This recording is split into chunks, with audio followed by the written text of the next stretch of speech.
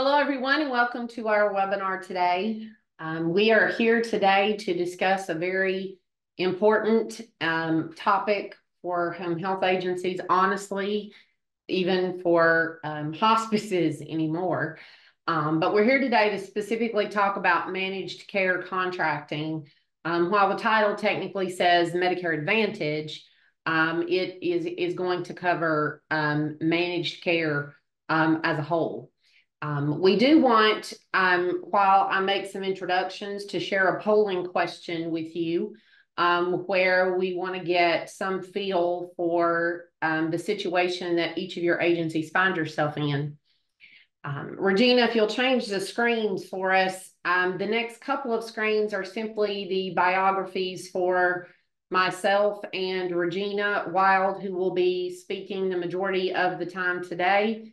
I am CEO and co-founder of Healthcare Provider Solutions. Regina is one of our newest staff members who was hired specifically to be the Director of Managed Care Consulting Services, where she is assisting agencies all over the country in specifically contracting with managed care plans, as well as renegotiating those care plan rates when possible. Do we have the polling question posted? Okay, there we have the question. You should see it on your screen. We are just trying to get a feel for the percentage of the Medicare Advantage patients that you currently serve. And it's looking like what I expected, and that is that the large majority of you have 50% or greater Medicare Advantage. We're going to leave that open for just a second more. Thank you for those of you who are responding. That's great. So I think we got most everyone now. The reality is that we are definitely moving toward the reality of 50+% of our patients that we have access to as far as referrals are concerned are going to be enrolled in a Medicare Advantage plan. Regina is going to share some statistics with you a little bit later in the presentation today that confirms that we do have that level of, and even higher, of people who are turning 65 and now have access to Medicare selecting Medicare Advantage plans. So as we thought, today is going to be very insightful for most of you. We are going to try and help you navigate through some of the decisions that need to be made in the contracting process. On the screen, we have the specifics of what we are going to discuss today. We're going to look at some of the different type of Medicare, or I should say managed care products. We'll talk about why you should be accepting Medicare Advantage out of necessity in some cases. We're going to talk about some tips for negotiating and renegotiating your contracts, how to deal with a situation where the plan that you might want to get in network with tells you that they're closed to new contracts at this point, and some very important steps and best practices in what to do in the process of going through the contracting process. So what is Medicare Advantage? Medicare Advantage is more commonly referred to as far as the eligibility screens, et cetera, are concerned, and even in the technical aspects of the system, as a Medicare Part C plan. The Medicare Part C plans, or Medicare Advantage plans, basically provide both Part A and Part B, and often include Part D. It depends on the plan, of course, that the patient has access to or the patient selects. These are, of course, offered by private companies where they have to go through a contracting process themselves in order to contract with CMS as a Medicare Advantage provider. Basically, these private situations have turned into a nightmare in the sense that these private companies are about making a profit, right? and padding the bottom line. And so it is difficult for us to get the same level of care approved for our patients than we normally do. But this is the reality again. While we may not be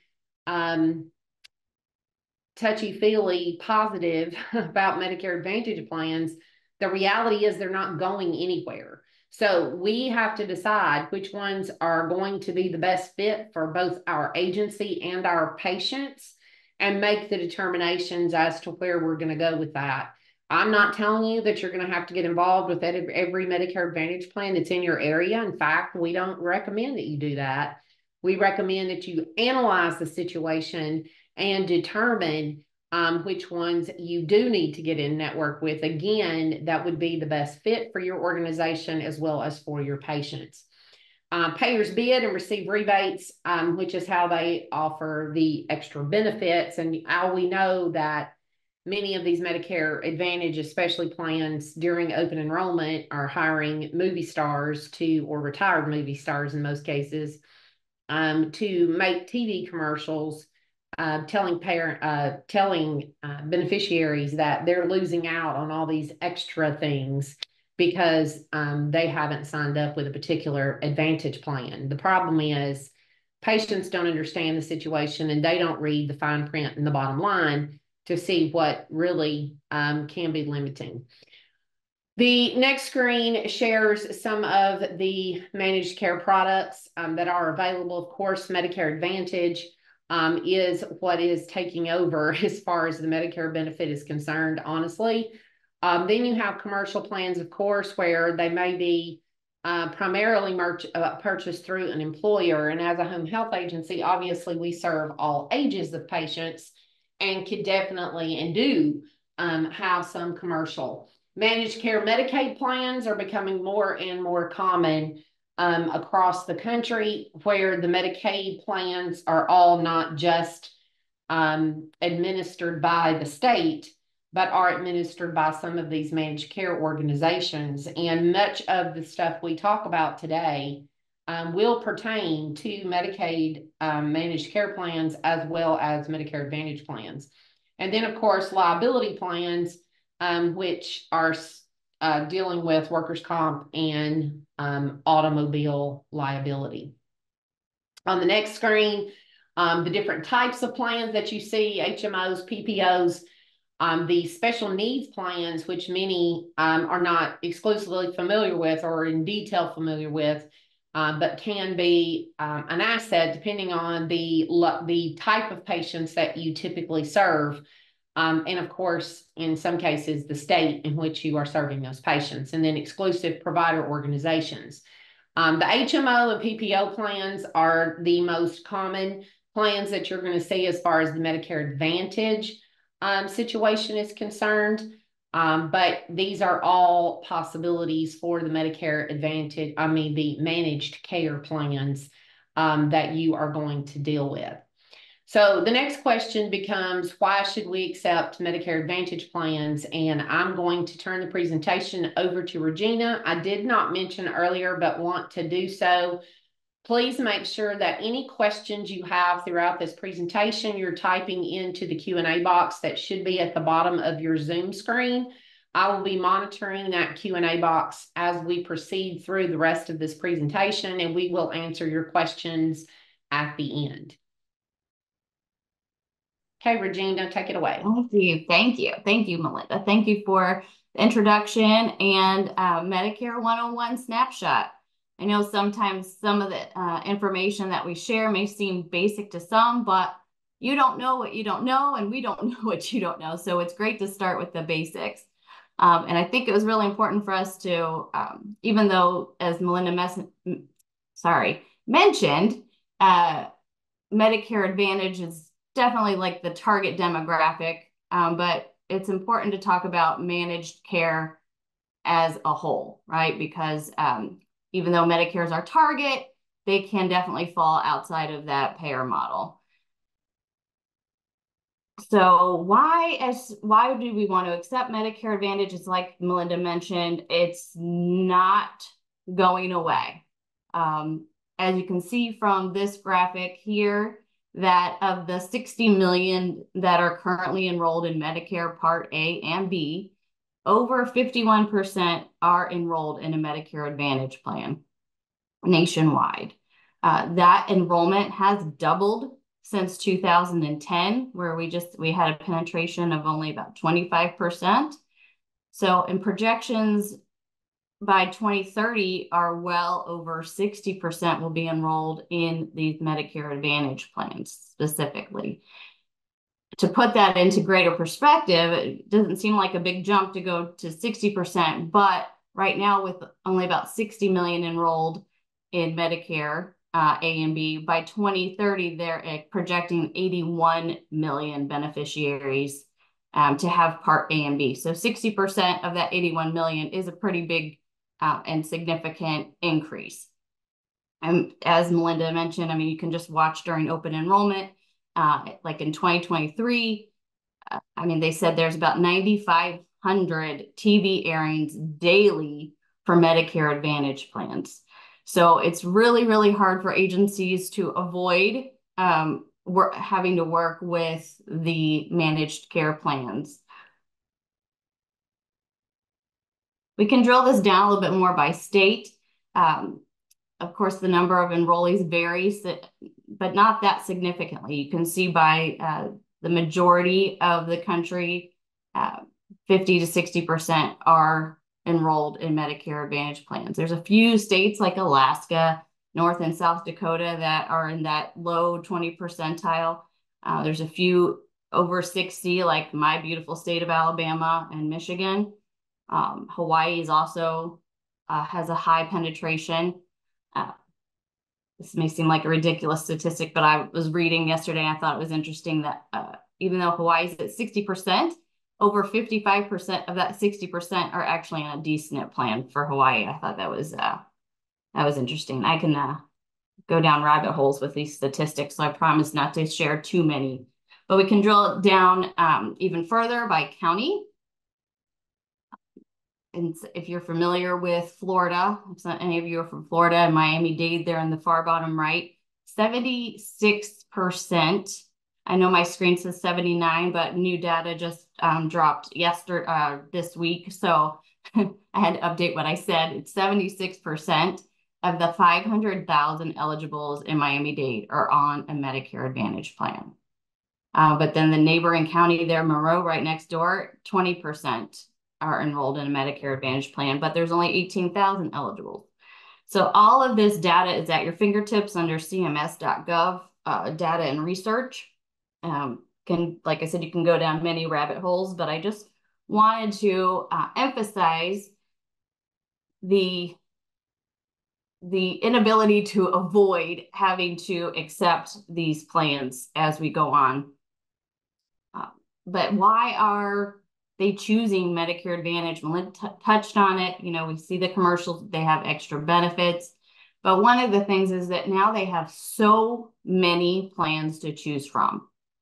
I mean, if you look at the dark blue, that's like 20 to 30 plans. The majority of the US has 20 to 30 Medicare Advantage plans to choose from, which, you know, can a lot of them pay the Part B premiums. They get extra benefits like dental and vision, transportation. You can see why so many are moving towards them.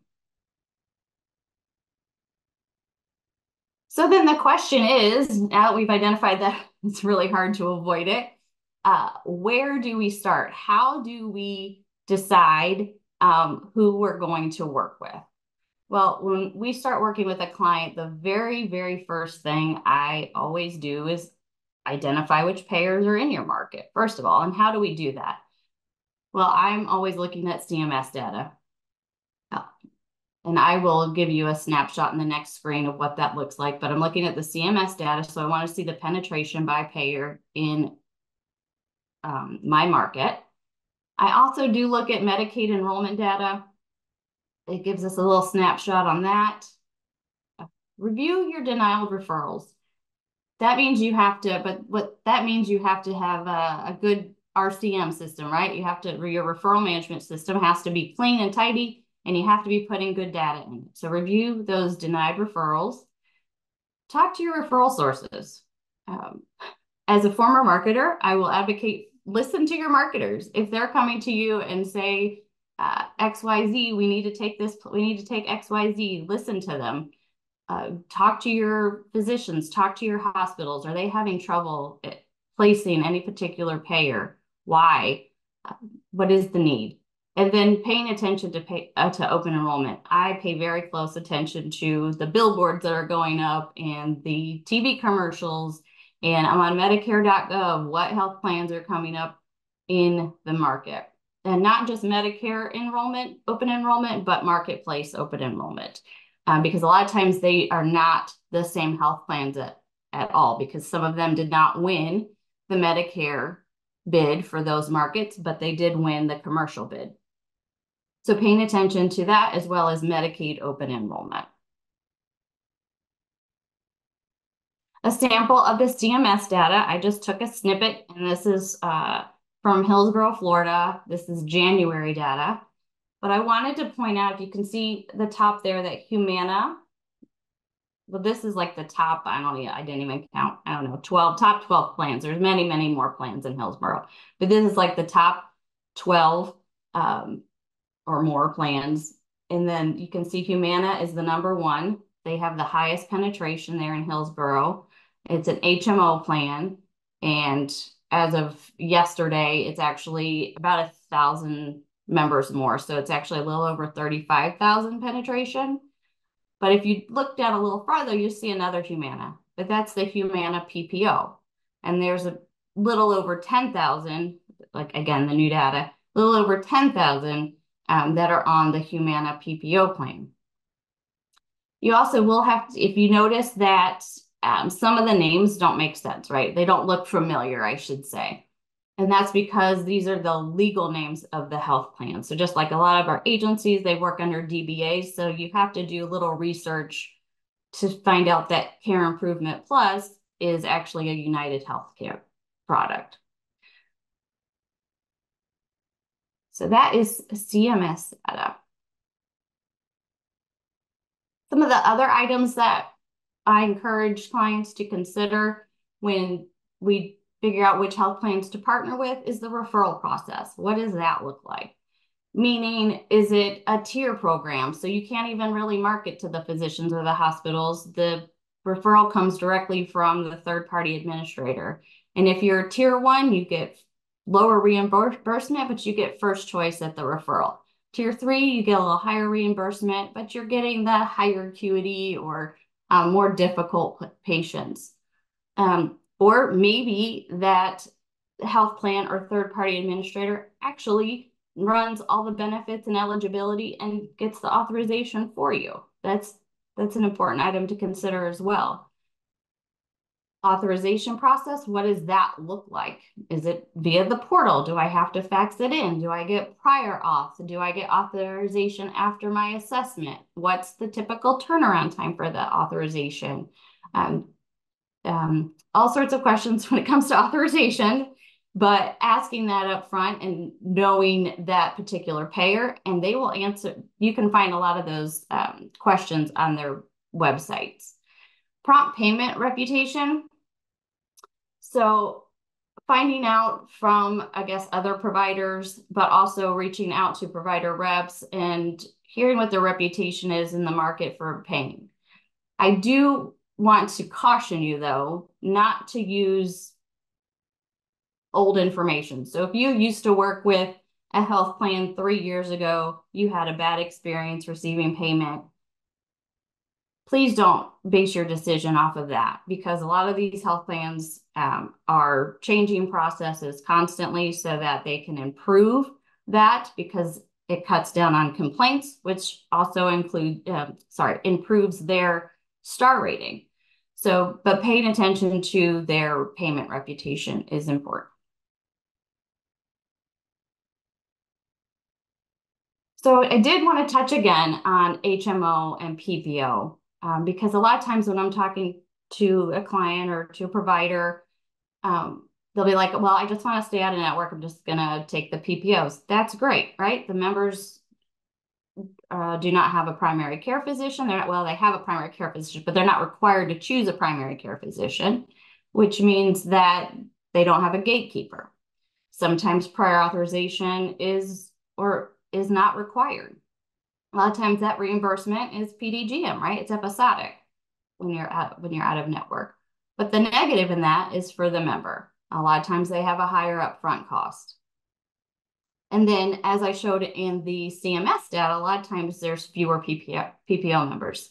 Like when we were looking at Humana, there was only about 10,000 PPO members, whereas there's 35,000 HMO members. So if you're just going to accept the PPO, you have a much smaller pool to pull from when it comes to referrals. HMO, excuse me, HMO, obviously they have to have a primary care physician. They coordinate all the care. A lot of these physicians are what are referred to as capitated physicians. They're full risk, meaning they get a lump sum of money per member per month, just like the health plans do. They get per member per month, and all the cost of care comes out of that. So they definitely are controlling and watching those dollars. They almost always certainly require a prior authorization. Most of their reimbursement models are fee for service or pay per visit. They have smaller networks, which there's pros and cons to that, right? So the patients have fewer agencies to choose from, but also it means that it can be difficult to get into network.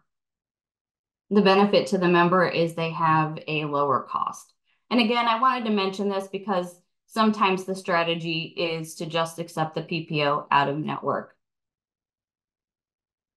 So we realize that we need to work with managed care. We realize we've determined which health plans we're going to work with. Well, where do we go next? So after you've identified the health plans, we need to find out if the contracting piece is managed by the health plan directly, or if there's a TPA, which is a third-party administrator involved. You know, the Carelons of the world, the CareCentrics of the world. Those are referred to as third-party administrators or TPAs. Once we determine that, we want to find out which plans they actually manage.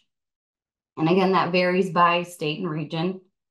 Are there any carve-outs to the health plans they manage? And by that, I mean, yes, maybe they have the Medicare Advantage contract, but do they also manage the DSNP? A good example is in Florida with CareCentrics, they manage WellCare in part of the state.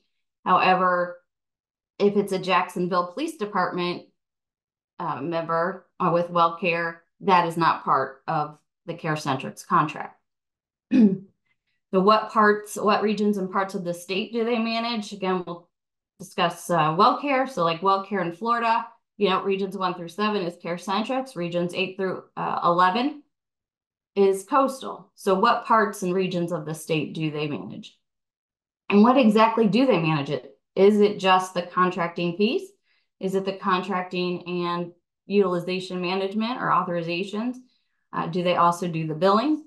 And what does that look like?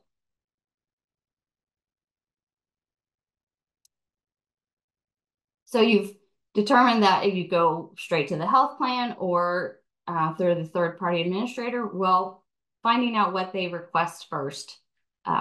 Is it a letter of interest? You have to, send it on letterhead and attach a W-9, or can you fill out an NOI, which is a notice of interest online?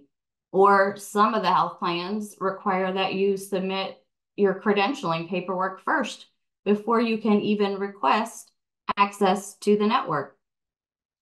So what does this particular health plan require?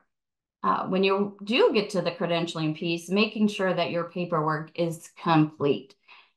If it does not pertain to you, make sure they know it. It's not applicable. NA. And super important is to make sure that none of your documents are going to expire within the next at least 60 days. Because what happens is you submit it, it'll sit on credentialing's desk, and then when credentialing gets to it, And then it also needs to go to committee. So if it's due to expire, it's really just going to slow the process down even more. So make sure that they're not due to expire with, I say 60 to 90, but at least 60 days.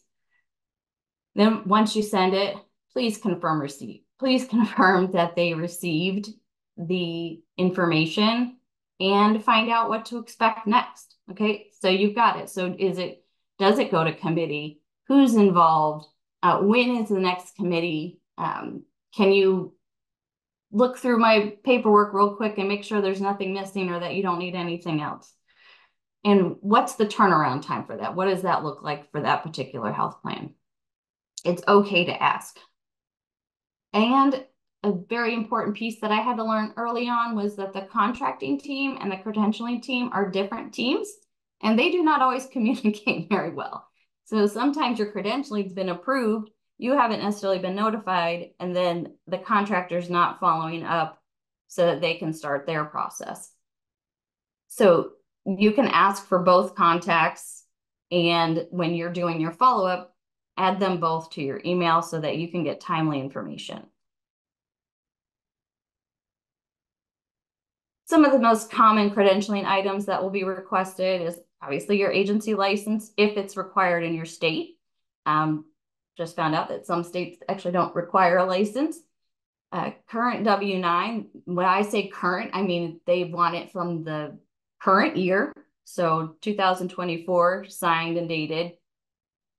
Accreditation, if you have it, it is not a requirement. They cannot require that you are accredited.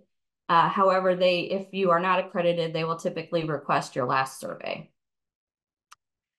You will have to provide proof of Medicare, either the letter. Some health plans want a PCOS report, and within the last like 3 months that for you to run a PCOS report, and it be dated within the last 90 days. Proof of Medicaid, if you have it, that is really for those D-SNP plans. And if you want to add the MMA or LTC line of business. A CLIA, they all require a CLIA. I have not found a credentialing application that does not require a CLIA. Your workers' comp certificate of insurance. And for some reason, a lot of them are starting to ask for a list of licensed staff. So your list of clinicians with their license number. And then, of course, your GLPL. And I have not come across anybody in a long time that does not require a minimum of 1 million, 3 million aggregate. Excuse me, sorry. So we've identified who we want to work with. We've gotten through all the way through credentialing, and now we have this agreement or proposal or contract or whatever term you want to use. So there's a couple things to understand about the contracts. First and foremost, and I do drive this home, is contracts are region-based. So sometimes we want, if we cover a large portion of the state, we really want to try to get one contract for the entire state. Sometimes it's not possible because the contracts are very region specific. Their rates are typically based on what they're receiving from CMS, right, from Medicare.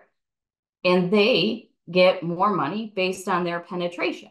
So they're receiving higher dollars based on how many members they have in that market. So if you have a really low penetration market for one of your locations and a really high penetration in another one, those rates are most likely not going to match. You can always ask. Templates. This is a term that we use because all contracts are on a template. This has already gone through leadership, it's already gone through legal, and these are what the contractors are given to work from. They might have a variety of templates that are pre-approved that they're allowed to use.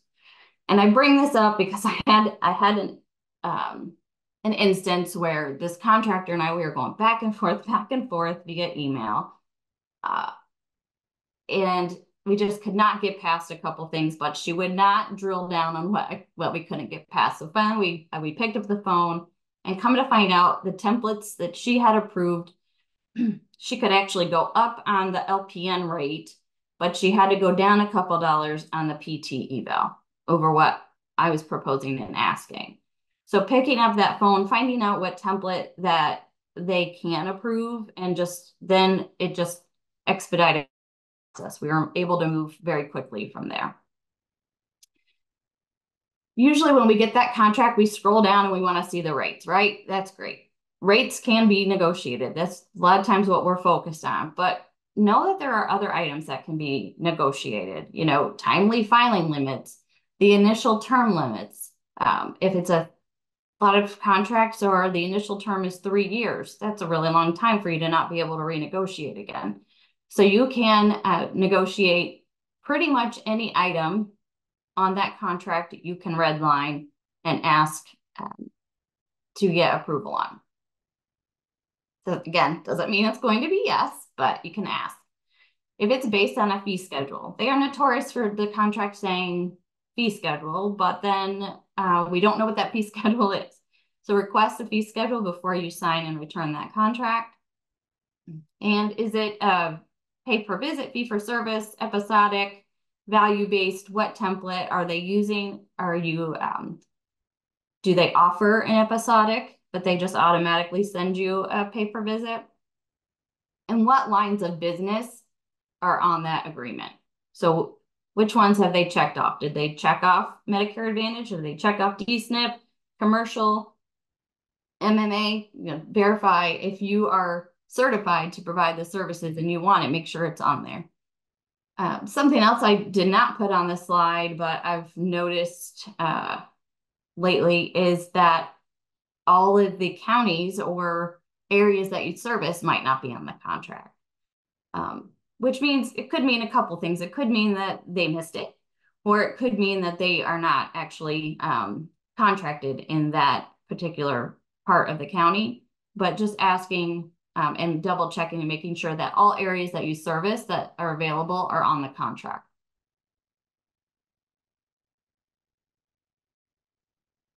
More and more health plans are focusing, I don't want to say focusing, but they are paying attention to star ratings.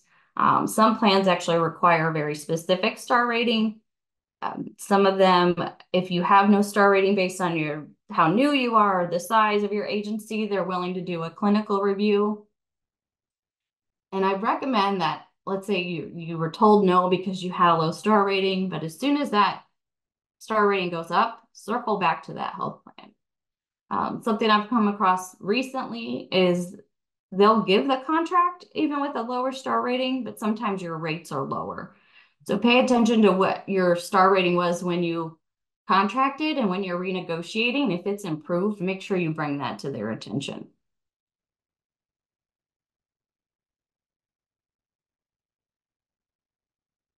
So I know a lot of agencies cringe when they hear the term Medicaid, right?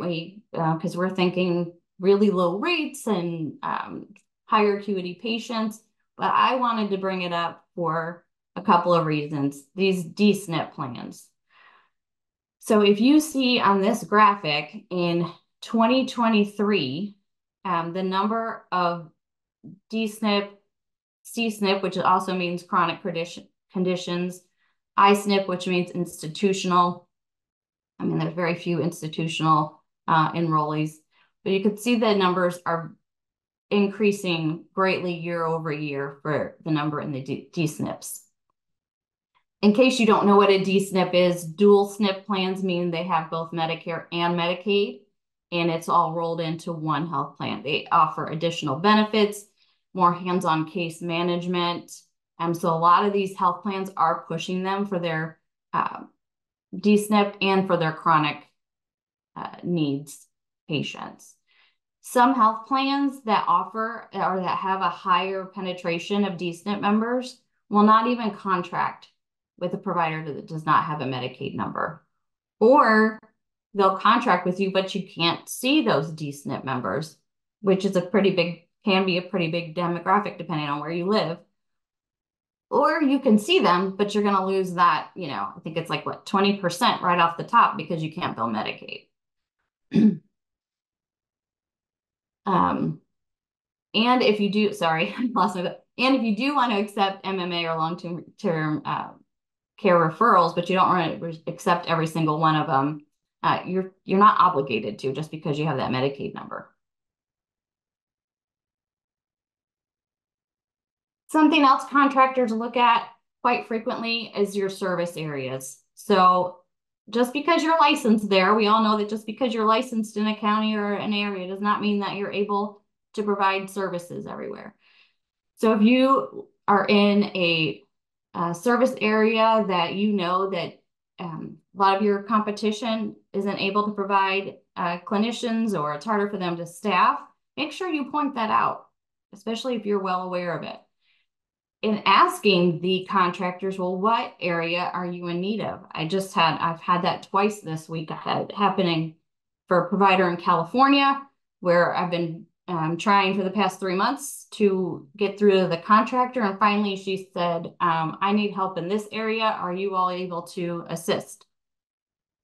And then I had it happen in Florida as well. So finding out what the contractor's need is, and maybe you can pivot what you're doing as an agency to help them meet their need and get contracted.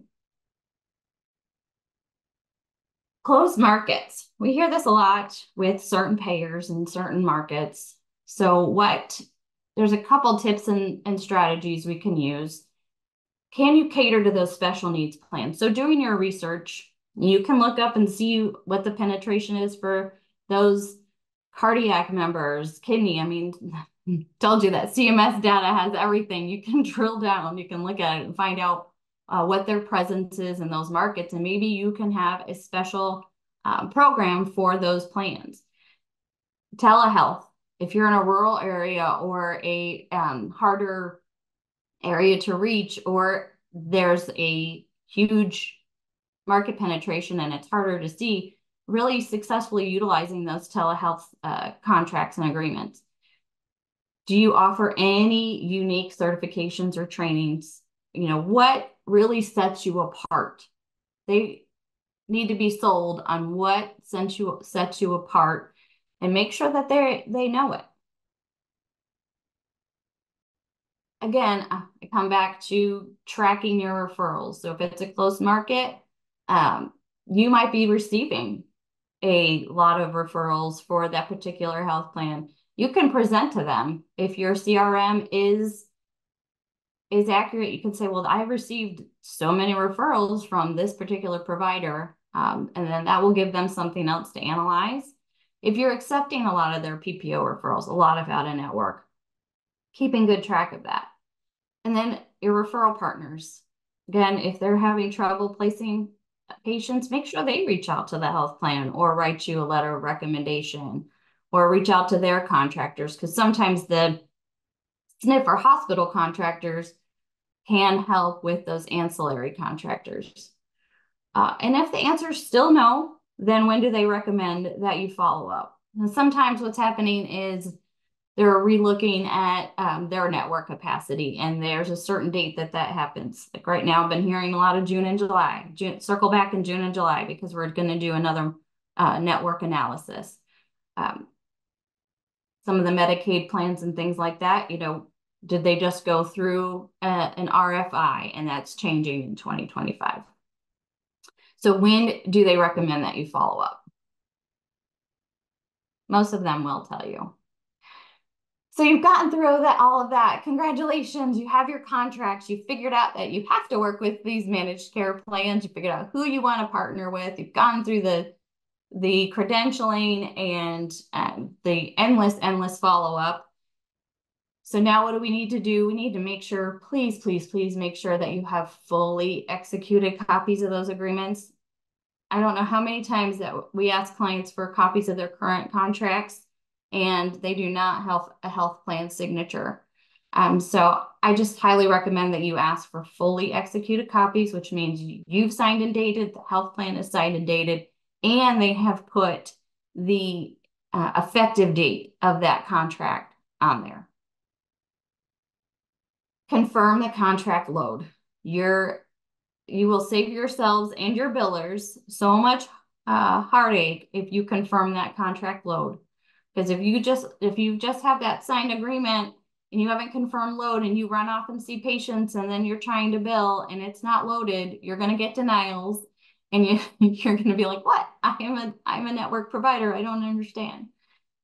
Confirm all lines of business are loaded. Make sure that if you are contracted with Medicare Advantage and commercial, and MMA or whatever lines of business, that all of them are loaded. If they are providing a provider number, ask them what that is. Make sure it's in writing. A lot of times you'll get that with your welcome letter. Keep track of it. There's a couple, payers or that require it for availability. Please attend provider training. One, if you can do it with a provider rep, it's going to help you start and establish your relationship with that health plan. They're going to know that you are serious about being a good partner.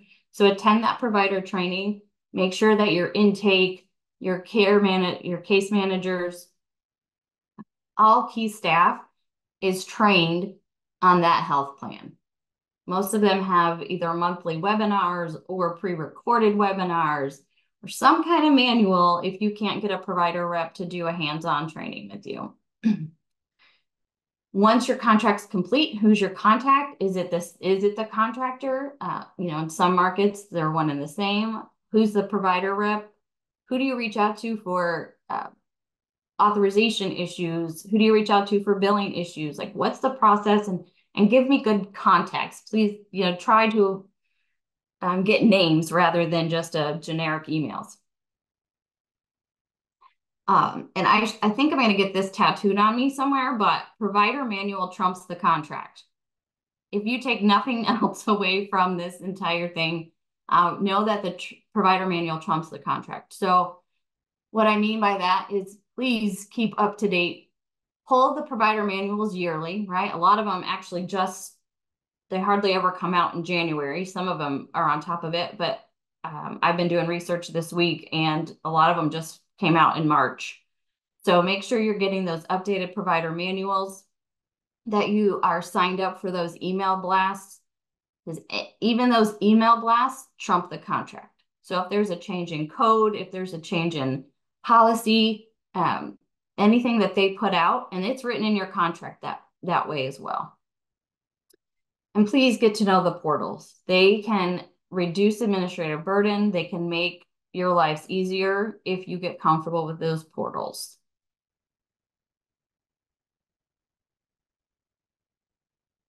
So let's say you've already had contracts for a couple of years, right? You've already, it's time to renegotiate those contracts.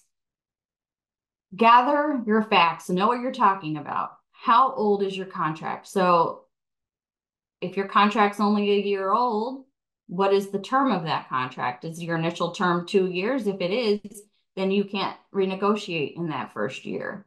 What's the contract effective date? I'm starting to see this more and more, that if your contract effective date is June 1st and you're reaching out on June 7th, nope, we have to circle all the way back around 90 days prior to the effective date. Sometimes 6 months prior to, 90 days prior to. But knowing that contract effective date is very important. And that's why I say, please get the executed copy that shows the effective date. Have your data as far as like the starts of care versus denials. Are you accepting the majority of referrals from that payer? What lines of business are on your current contract? So let's say you weren't Medicaid certified when you got the contract, but now you are. That is a tool in your toolbox to renegotiate your contracts. Service areas. Again, if you are able to provide service in a harder to reach area or where it's harder to get staff, let them know that. Letters of recommendation, especially with those HMOs, because a lot of times with some of these HMO plans, and I can use Humana as an example, the full risk physicians, they actually have to run by any renegotiations with the physicians. So if they see that a certain physician utilizes your agency frequently and you have a high utilization rate with that doctor, they're going to let them know that you're requesting a higher rate and they're going to get feedback from them. So if you can get letters of recommendation up front, it's going to put you in a better position. Make your proposal very, very clear in writing what sets you apart, your KPIs, your return to hospitals, all those things, and the lines of business. So these are the skills, the codes, this is our current rate, and this is what we're proposing and why. And then ask what that process looks like and who's involved. Again, does it have to go to leadership? Does it have to go to committee? Is it going to the physicians for review? What does that process look like? And asking them what the turnaround time would be. So a lot of times they'll say, this takes us 30 days to go through leadership, or give us at least a few weeks. So finding out upfront when a reasonable time is. And sometimes they'll say, well, it takes 30 days. And I say, I'm going to follow up in 2 weeks. And I do follow up in 2 weeks. So this is another tattoo I think I need to get. It's if you don't ask, the answer will always be no. So all they can ever say is no, right? But you need to ask and you need to have it a very clear proposal. So best practices, being organized, knowing that all of your credentialing credentialing paperwork is current, up to date, being very organized, being tenacious, but knowing how to do that dance with the contractors, that pushing them without pushing them too hard, when to back off, when to push harder, and being very consistent, professional, picking up the phone. Like I said, there's a lot of things that these contractors are not going to put in writing because they don't want to trace back to them, but you can have a phone conversation. Always counter offer. I never take the first offer. We talked about making our request clear and in writing, and then follow up. I love to say that I'm a professional nag at work, so I don't have to nag my husband, and it's true. So, and I think that leaves us open for questions. That's great, Regina. Thank you so much. We do have a few questions. I'm going to read them to you. In contracts specific to reimbursement, most contracts state plan will pay the provider for covered services an amount equal to the lesser of 100% of Medicare allowed amount or provider billed charges. Have you ever had any luck negotiating the language here and removing the provider billed charges statement?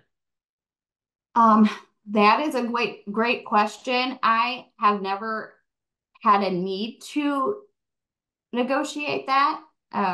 Because most of the contracts that have that language, the providers haven't had an issue with receiving the Medicare allowed amount.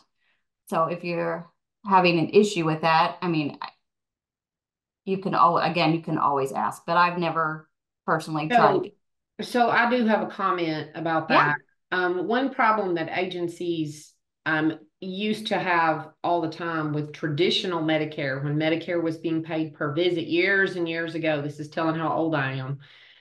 Back then, when they did a cost analysis at the annual cost report, they got paid in general overall to determine their per visit rate based on the lower of cost or charges. And so agencies constantly evaluated what their billed charges were to make sure that their charges stayed above their cost.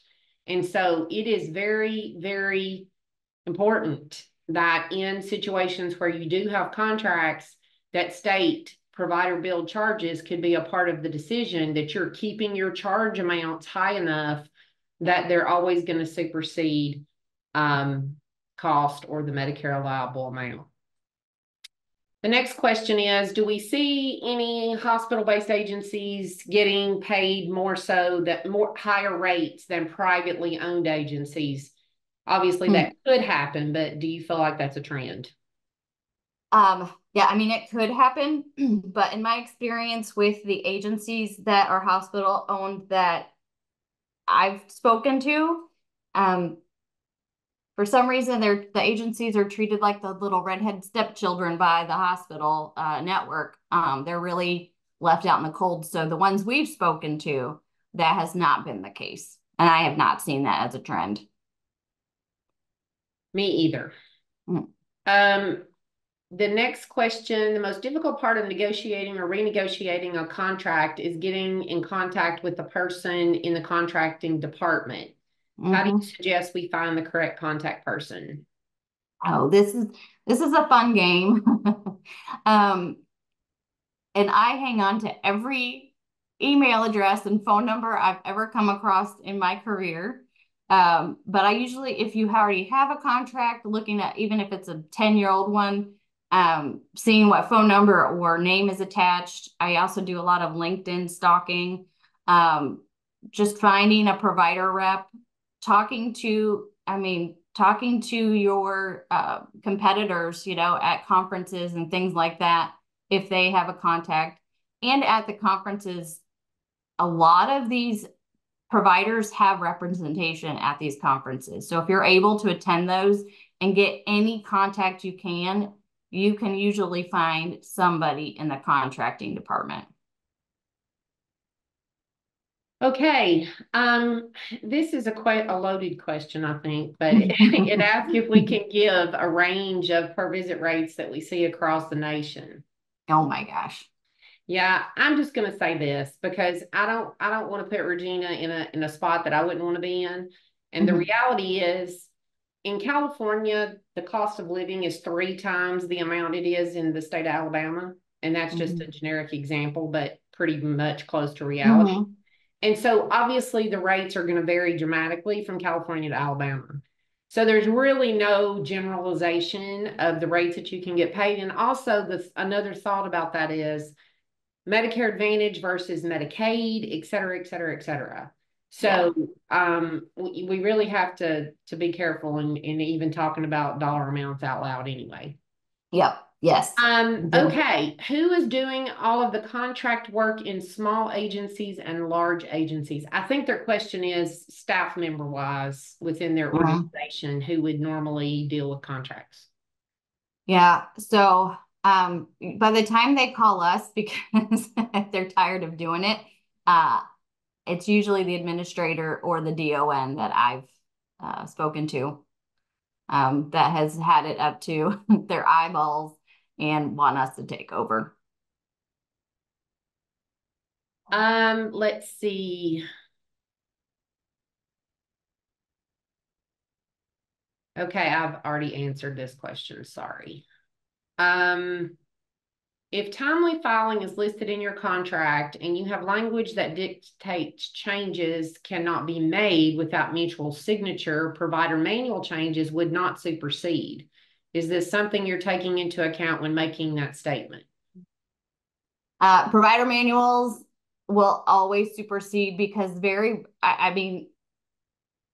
have personally never read a contract that's 100% states that without mutual signature, because most of the time it says without mutual signature, comma, or have made attempts to notify. Yeah, and so I think what we should make pretty clear here is when we're talking about provider manual changes, we're not talking about the length of the terms of a contract, or we're not talking about the changes in your individual agency's payment rates. We're talking about changes related to everybody in general that bills this place for this plan. Right. So just be clear, we're not talking about them changing individual terms of your contract with a provider manual. We're talking about the overall general billing practices and requirements for documentation and that kind of thing. Yeah, changing codes that you can use. Yes, exactly. Would supersede your contract. Technicalities regarding billing, really, for the most part. Yes. Okay. Or authorizations. Yeah. Or authorization process. Yes. Okay. With this language, if you have a Medicare Advantage plan, when you get paid an episodic value, for example, $2,200, but the charges per visit charge on the claim is $1,100, we're not getting paid $1,100 and not the episodic value because of this statement. We're only getting paid $1,100. Yes. So as long as your contract says that you're going to get paid the lesser of the Medicare charges versus the Medicare allowable versus your charges, then yes, you're going to get reimbursed your charges. And so what you got to think about here again is you need to be evaluating what your per visit charges are and ensure that those per visit charges are going to supersede your Medicare allowable amounts. Do you often counter with an amount that is higher than what you're hoping to get paid?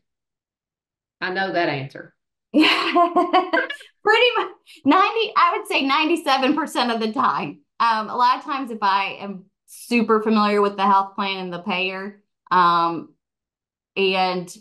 I know that I'm just going to be wasting time if I go in too high, no, we'll just go right in. But for the most part, yeah, I'm always going higher because they're never going to accept the initial proposal. Okay, for non-Medicare Advantage patients, are we required to submit assessment NI keys? I'm assuming you're talking about OASIS assessments. That being the case, you are required to submit NI keys.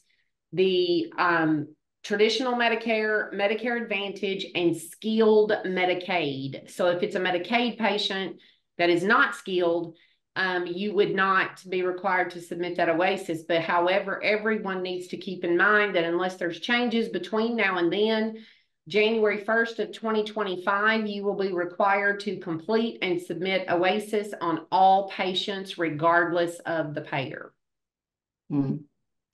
Okay. Can managed care Medicare pay episodically like traditional Medicare? Some still do, absolutely. Some are talking about going back to episodic, but for the most part, right now, nationwide, they're pay per visit, fee for service. Okay, I think that is the last of our questions.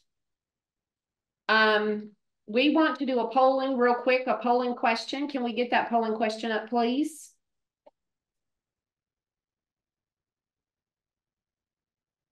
While we have that polling question running, we do have someone that's raised their hand. I'm not sure if that was intentional, but I'm going to check it out and see if that person would like to speak.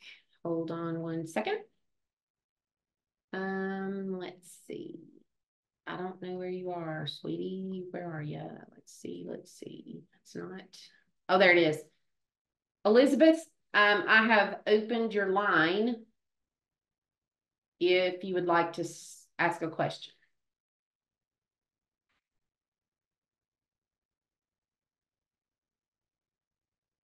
Hey, maybe that was an accident. Lisa Martin, did you have a question you would like to ask out loud? You'll have to unmute your line.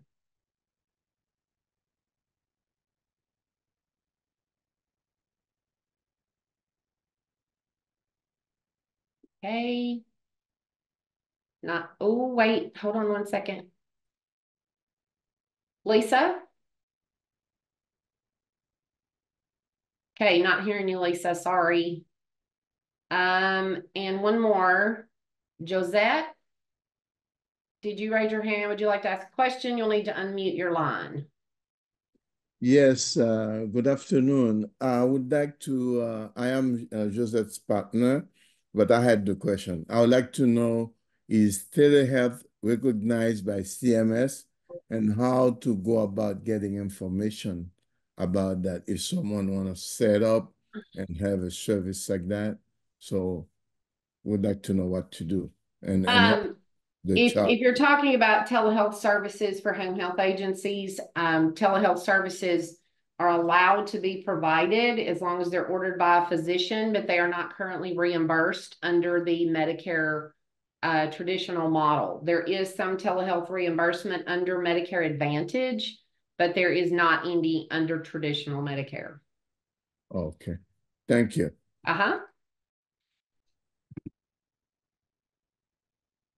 Okay. I don't see any other questions. Wait a minute, one more. Let me make sure. Someone just asked me to clarify what I said about OASIS transmission, and I said that OASIS will be required to be completed on all patients that you serve under your Medicare provider number, and they will be required to be transmitted to the database effective January 1st of 2025, regardless of the payer that the patient has. So yes, you did hear me say that correctly. Okay, I don't see any other questions. So we are going to end our call today. We do have a 2-day home health workshop coming up in August in Nashville, Tennessee, that we would love for you to be a part of. If you would like more information about that 2-day workshop, please don't hesitate to email us. You see on the screen the info@healthcareprovidersolutions.com email address. That will get you to the right people to get the information that you need regarding those workshops. If you're an HPS Alliance member of ours, which includes an annual membership, we do a webinar, a 90-minute webinar every month on different topics, both home health and hospice, alternating months. And we would love to have you as an Alliance member. Thank you so much for your participation today. Have a great rest of your day, and hopefully we will be with you again on another presentation soon.